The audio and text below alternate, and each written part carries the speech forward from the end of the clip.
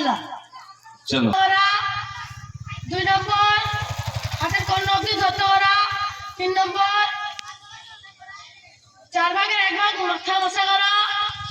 4 নম্বর পায়ের গোড়ালি অবধি ধরতে করা। গোসলের ফরজ কয়টি? গর্গসল কুল্লি করা।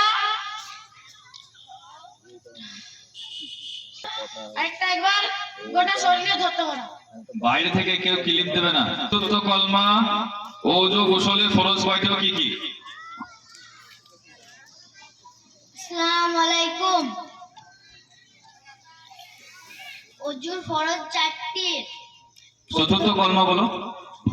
চতুর্থ কলমা তাওহীদ, লা ইলাহা ইল্লাল্লাহ ওয়াহদাহু লা শারীকা লাহু লাহুল মুলকু ওয়া লাহুল হামদু ওয়া হুয়া আলা কুল্লি শাইইন কাদির। ওযুর ফরজ কয়টি ও কি কি?